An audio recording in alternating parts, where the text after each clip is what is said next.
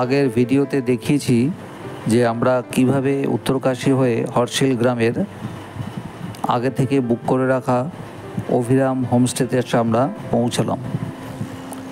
এই অভিরাম হোমস্টেতে পৌঁছতে আমাদের প্রায় বিকেল 5টা বেজে গিয়েছিল।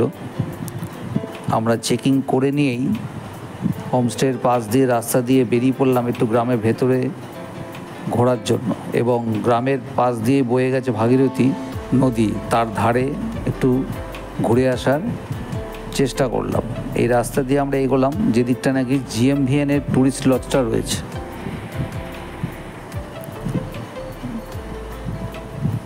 এই হচ্ছে গ্রামের ভেতরে পরিবেশটা।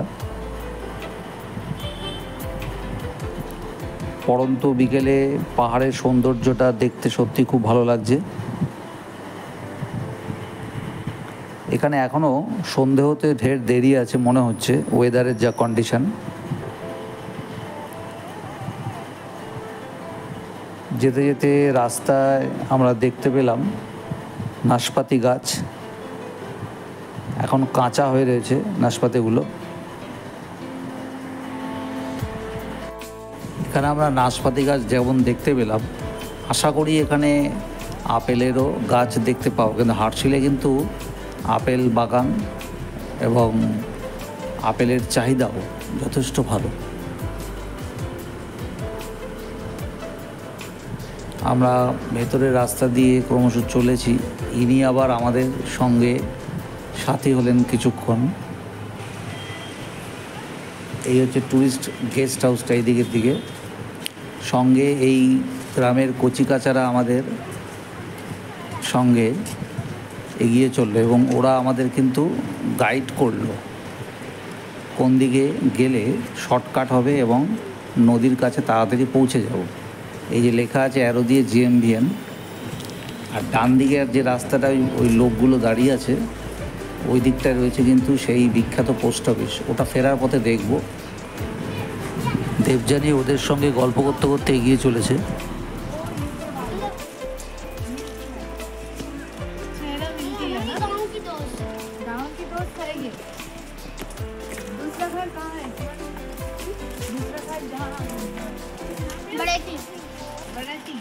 वहाँ पर चल जाते हो जब बर्फ गिरता है यहाँ, तब स्कूल क्या बंद रहता है? स्कूल इधर बंद हो जाता है, जून की छुट्टी पड़ेगी। हाँ, अब तो समर वेकेशन है ना।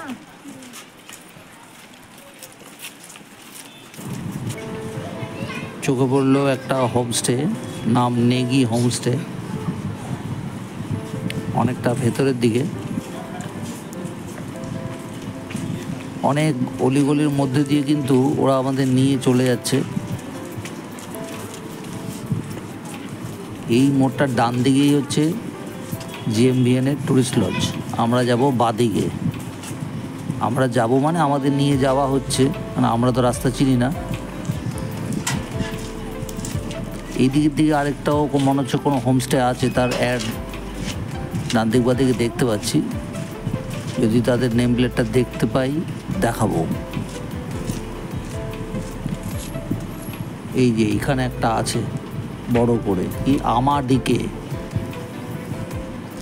মনে হয় এটা সম্ভবত নদীর খুব কাছে হবে, কারণ আওয়াজ পাচ্ছি আমরা নদীর। ও বাবা, এখানে প্রচুর আপেল, এই বলতে বলতে আপেল গাছ দেখতে পেয়েছি। হার্শিলের কিন্তু আপেলের গুণগত মান যথেষ্ট ভালো, এবং এখানে একটা আপেলের মেলা হয় যেখানে বিভিন্ন ভ্যারাইটির আপেলের প্রদর্শন হয়। কোথা দিয়ে আমাদের নিয়ে চলে যাচ্ছে এই কচিকাচাগুলো। কত রং বেরঙের ফুলও আছে এখানে, গোলাপ, দুর্দান্ত কালার, অজস্র আপেল গাছ চারিদিকে।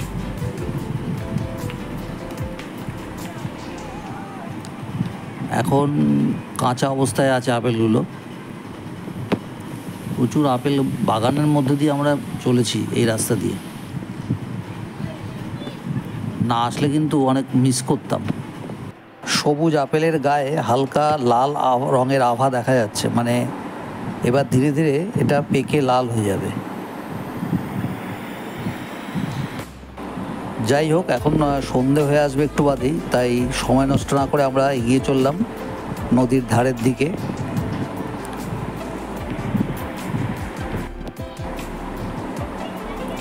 এই স্থানীয় বাচ্চাগুলো কিন্তু আমাদেরকে পেয়ে যথেষ্ট এক্সাইটেড। দূরে ওই হোমস্টেটা দেখা যাচ্ছে। আমরা হোমস্টের এই কাছে এসে গেছি, পাশেই কিন্তু নদী দেখা যাচ্ছে এবং তার নিজস্ব যে আওয়াজ সেটাও আমরা শুনতে পাচ্ছি। এই দিকটা দিয়ে একটা শর্টকাট রাস্তা আছে।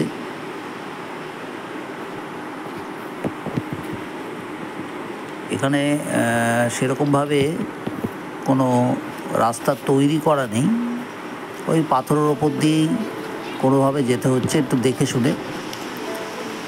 ওই লোকাল যে বাচ্চাগুলো এরা যথেষ্ট এক্সপার্ট, আমাদের একটু সাবধানে চলাফেরা করতে হচ্ছে। এই হচ্ছে ভিউ, হর্ষিল গ্রামের মধ্যে দিয়ে ভাগীরথী বয়ে চলেছে। দেবযানী যথেষ্ট কসরত করেই উঠে আসছে, অসুবিধা হচ্ছে, তবে ছাড়ার পাত্রী নয়। যেভাবেই হোক আমাদের ওই নদীর ধারে যেতে হবে। লাভ দিয়ে বেরিয়ে গেল। আমার হাত ধরতে হবে। কি অসাধারণ দৃশ্য, চারিদিকে পাহাড়, দিনের শেষ সূর্যের আলো ওই দূরে পাহাড়ের গায়ে লাল আভা নিয়ে ছড়িয়ে আছে। মাঝখান দিয়ে বয়ে চলেছে ভাগীরথী।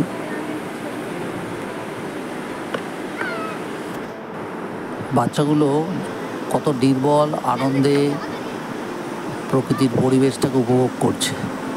এরা অত্যন্ত ভাগ্যবান যে একদম প্রকৃতির কাছাকাছি এরা থাকার সুযোগ পেয়েছে। নদীর একদম কাছে গিয়ে এই শটটা নিলাম, শুধু নদীর সাউন্ডটা শুনুন, যেন কথা বলছে, গান গাইছে,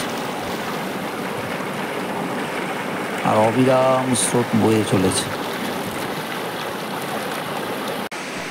হর্ষিলে আজকে আমরা অভিরাম হোমস্টেতে এসে একটু রেস্ট নিয়ে তারপর বেরিয়ে পড়েছি চারিদিকে ঘুরতে। যদিও এখানে এখন প্রায় বাজে 6:30 ক্রস করে গেল, কিন্তু এখনও এখানে যথেষ্ট দিনের আলো আছে। সেই সুযোগে একটু পাশেই আমাদের ভাগীরথী বয়ে চলেছে, তার দৃশ্যটা একবার দেখুন। একটা 360 ডিগ্রি ভিউ নিচ্ছে।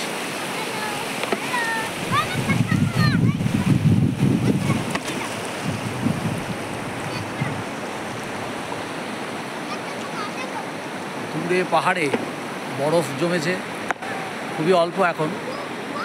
এই জুন মাসে এখন সেরকম বরফ পাওয়া কথা নয়। জলের স্রোতের একটা আওয়াজটা সত্যি খুব অদ্ভুত লাগে, মন ভালো হয়ে যায়।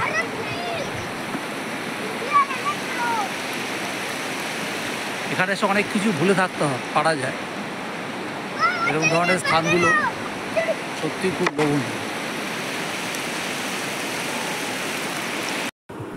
ফেরার পথে আমরা দেখলাম হর্ষিলের সেই বিখ্যাত পোস্ট অফিস, যেখানে 1985 সালের বিখ্যাত বলিউড ফিল্ম রাম তেরি গঙ্গা মেলি এই সিনেমার শুটিং হয়েছিল। এই সিনেমার ডিরেক্টর ছিলেন রাজ কাপুর, আর হিরো ছিলেন রাজীব কাপুর, আর হিরোইন মন্দাকিনী। এখন সন্ধ্যাবেলা বলে পোস্ট অফিস বন্ধ আছে। পোস্ট অফিসে দেখে নিয়ে আমরা এখন এবার ফিরে যাব আমাদের হোমস্টেতে। হোমস্টেতে এসে আপনাদের একটু ঘরগুলো দেখিয়ে দিই। এই হচ্ছে একটা ডাবল বেড, আর একটা ওপাশে সিঙ্গেল বেড রয়েছে। আর ডান দিকের এই প্যাসেজটার এখানেই রয়েছে টয়লেট। এই টয়লেটের দরজা, কোমোড, গিজার, বেসিন, বাকেট সবই আছে, যা যা এসেনশিয়াল জিনিস। এই দিকে রয়েছে মেন এন্ট্রান্সটা। ঘরে দুটো চেয়ারও আছে, একটা টেবিল আছে, এই হচ্ছে বাইরে এসে ভিউটা, দূরে এখন যদিও বা সন্ধে হয়েছে, বরফে মোড়া পাহাড়টা একটু দেখা যাচ্ছে। পাশের হোমস্টেতে বেশ আলো ঝলমলে দেখাচ্ছে, প্রচুর ট্রাভেলার্স এসছে এই সময় সিজন। আগামীকাল সকালে আমরা বেরিয়ে যাবো গঙ্গোত্রী এবং সকালের ভিউটাও দেখাবো।